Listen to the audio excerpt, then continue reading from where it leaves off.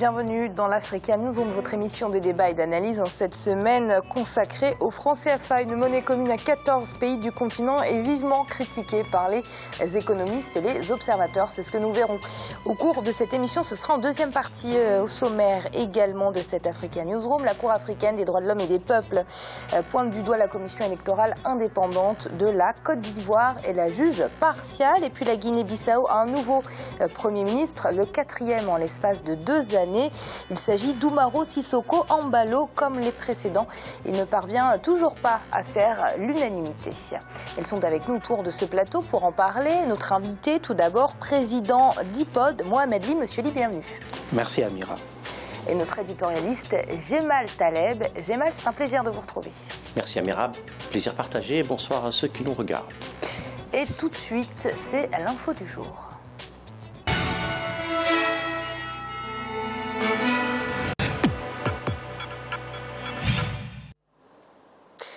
La Cour africaine des droits de l'homme et des peuples ordonne la révision de la commission électorale indépendante de la Côte d'Ivoire et impose la transmission d'un rapport d'ici à 1 année.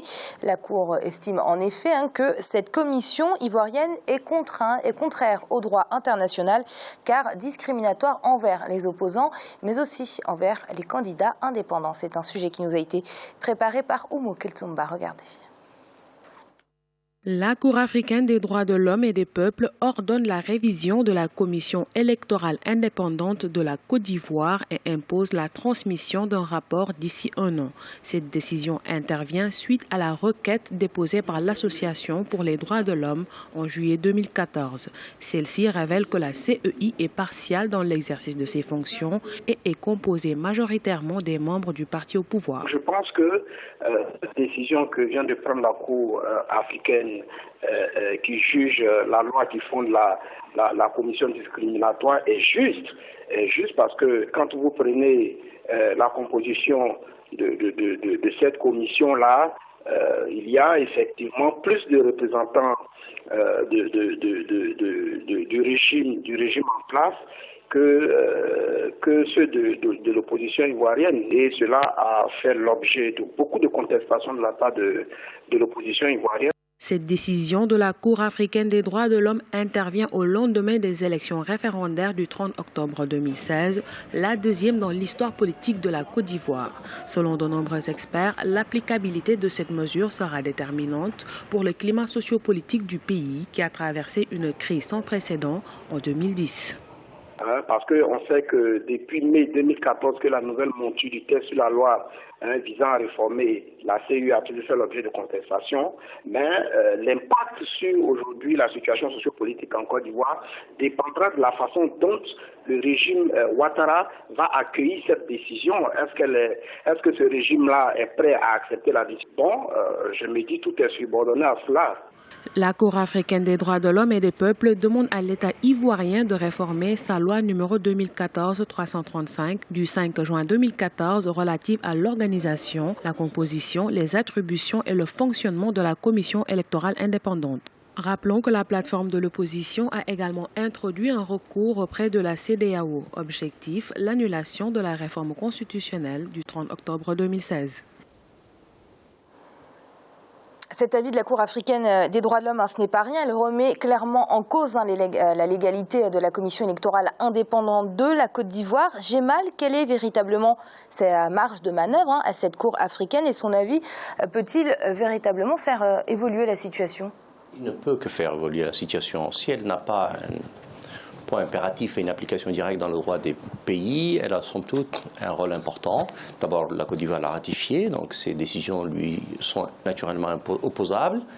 Et puis, elle a produit du bon droit. J'ai lu la décision, je l'ai trouvée, y compris en termes de motivation et dans le fond de la décision elle-même, absolument remarquable.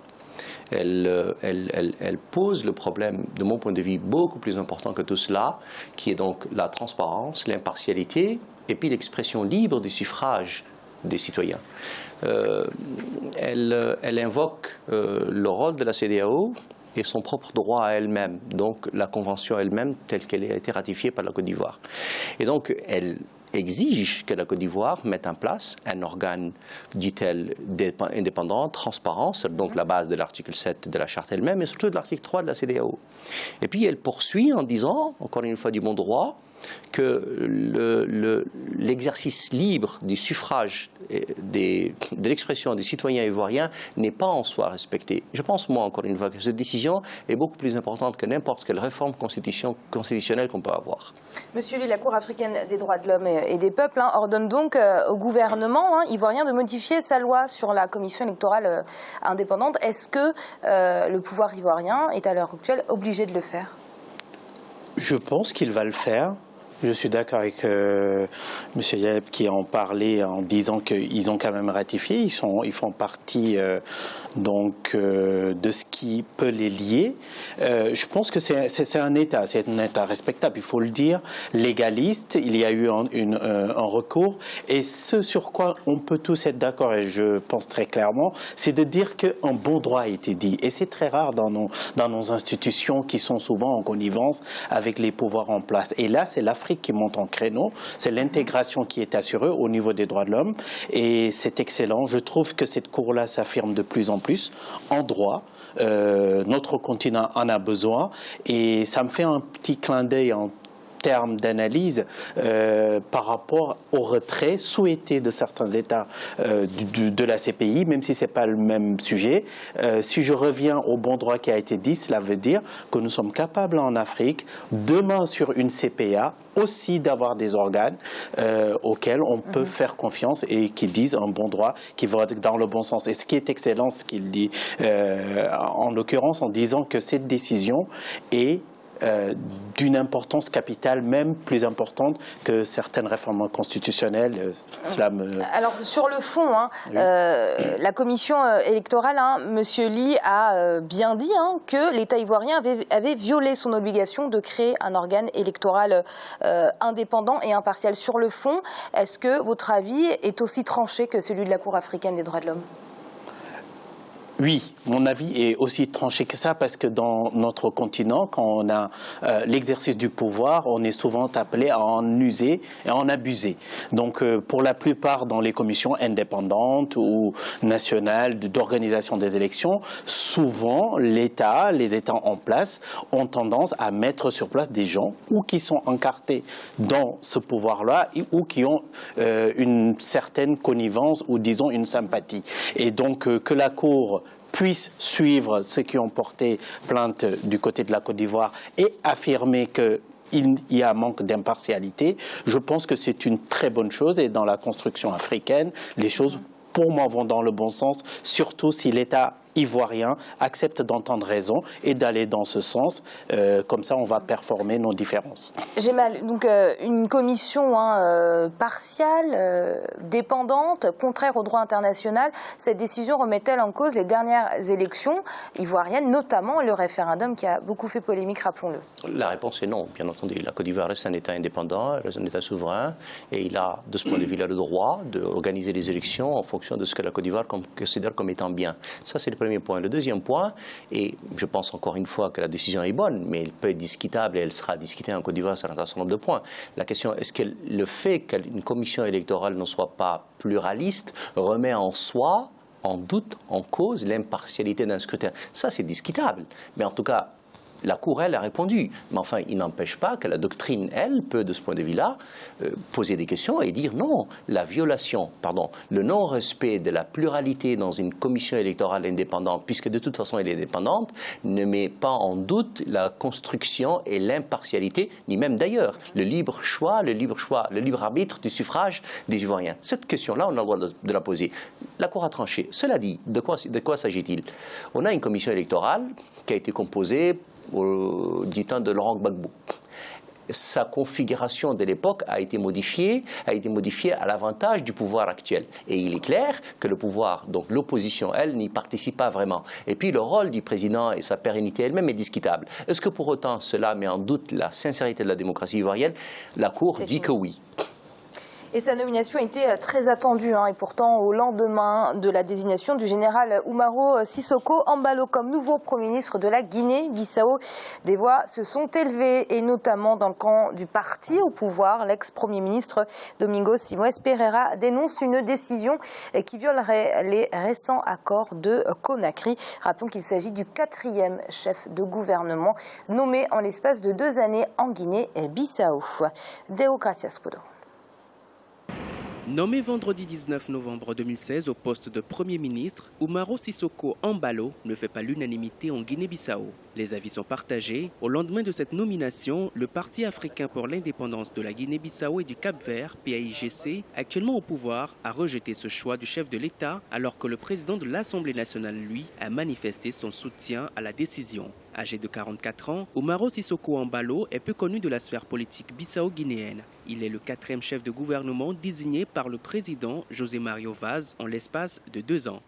Il y a beaucoup de noms qui circulaient en ce qui concerne la personnalité, en tout cas en ce qui concerne la personne qui devrait être nommée, bien entendu, Premier ministre. Le PAIGC se démarque de la décision du président de la République de nommer Umaro Sissoko Embalo au poste de Premier ministre, accuse M. Vaz d'avoir ainsi rendu nul et non avenu l'accord de Conakry, reprochant d'avoir un peu réuni tous les efforts et sacrifices consentis par les différents acteurs politiques. La Guinée-Bissau traverse une crise politique depuis la destitution en août 2015 par le président Vaz de son Premier ministre Domingos Simoes Pereira, chef du Parti africain pour l'indépendance de la Guinée-Bissau et du Cap-Vert. Depuis, le torchon brûle entre les deux hommes. Selon les cadres du parti, la Constitution ne confère pas au chef de l'État le droit de nommer un Premier ministre. Ce choix revient au parti majoritaire. Or, le PAIGC ayant perdu sa majorité absolue de 57 sièges sur 102 à la suite de la fronde de 15 députés, le président Vaz s'est appuyé sur une majorité alternative constituée de 41 députés de l'opposition et des 15 frondeurs. Il ressort de l'analyse des 43 ans d'indépendance, en tout cas de la Guinée-Bissau, qu'aucun chef d'État élu n'a pu achever un seul mandat et qu'aucun gouvernement n'a pu conduire son programme sur un mandat. Et donc, il faut engager la réforme de la Constitution, des lois électorales, de la charte des partis. Et il s'agira à ce niveau de redéfinir un peu le rôle de l'exécutif. Et cette manifestation aujourd'hui des citoyens bissau-guinéens qui exigent le départ du président actuel. Et l'autre chose aussi est l'organisation des élections anticipées. L'accord de Conakry signé en octobre 2016 n'a pas réglé le point du choix du Premier ministre en Guinée-Bissau. Il a par contre été proposé en principe de procédure consensuelle pour choisir une personnalité ayant la confiance du président. Celui-ci devrait rester en place jusqu'aux élections législatives de 2018. Pas sûr que la tension retombe aujourd'hui avec la contestation du parti au pouvoir. Le président José Mario Vaz et son nouveau chef du gouvernement auront fort à faire. Monsieur Ly, un nouveau Premier ministre qui ne fait toujours pas l'unanimité. Pourquoi le blocage en Guinée-Bissau persiste-t-il ainsi ? Parce qu'il y a un principe en politique que les Bissau-Guinéens devraient respecter. Il faut qu'une majorité se dégage. Leur constitution interdit au président de choisir donc leur Premier ministre. Et tant qu'ils sont dans cette configuration où la majorité n'est plus absolue au sein de leur représentation nationale, donc on fait de la petite cuisine interne. À partir de ce moment-là, s'il met de côté le président, le PAIGC, donc il va dans une base, certes, qui peut être arithmétiquement plus large, mais qui n'a pas de vraie légitimité politique. Je pense que, parce que nous l'avions dit ici sur ce plateau en politicien, je pense que très clairement, il faudra qu'on rebatte les cartes en Guinée-Bissau, que les Bissau-Guinéens, peut-être à cause de tout ce qui s'est passé, peuvent dégager une majorité qui sereinement pourrait diriger le gouvernement de ce pays-là.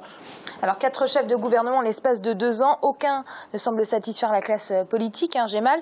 Umaro Sissoko Embalo, bien que contesté à l'heure actuelle, parviendra-t-il à être l'homme de consensus qu'on attend depuis 2 années maintenant ?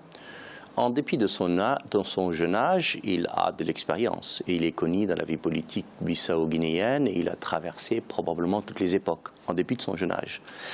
Il est en plus, chose non négligeable, membre du PAIGC, ce qui est important. Il y a un problème en Guinée-Bissau, ça c'est clair. Il y a un problème parce que le Parlement ne siège pas depuis 3 mois.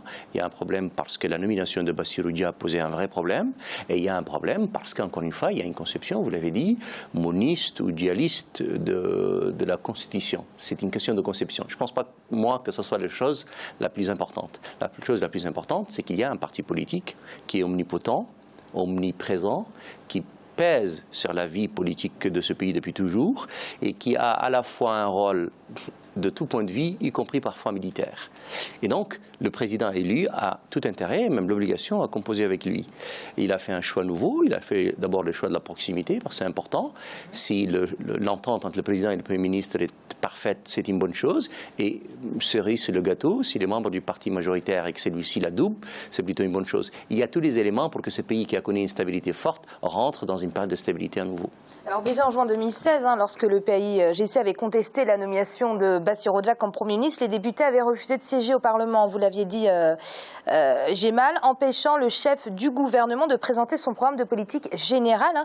Il s'agit donc d'un programme, d'un blocage politique qui impacte l'économie du pays. C'est ça, Monsieur Ly, qui est dramatique aujourd'hui en Guinée-Bissau. Oui, bien sûr, c'est dramatique, mais malheureusement, ce n'est pas encore le cas. Nous avons eu pire des vacances de gouvernement en Belgique ou ailleurs en Espagne, où on a rappelé à des réélections. Effectivement, c'est vraiment dommage, et c'est ce que je souhaite, c'est ce qu'a dit M. Gemal, c'est qu'on revienne dans ce pays-là dans une stabilité. La stabilité, si elle n'est pas vraiment construite de façon consensuelle entre les acteurs politiques, il faudra, et je ne sais pas ce qui leur en empêche, si le président a ce poids et cette possibilité constitutionnelle, c'est-à-dire qu'on puisse rebattre les cartes au sein de ce pays-là, parce que je pense qu'ils ont vécu assez de choses pour que peut-être aujourd'hui une réelle majorité puisse se dégager politiquement, et si sur une majorité, il n'y a pas de fluctuation possible politique. Et c'est l'heure de marquer une courte pause. On se retrouve dans quelques instants pour la suite de l'Africa News. On va tout de suite.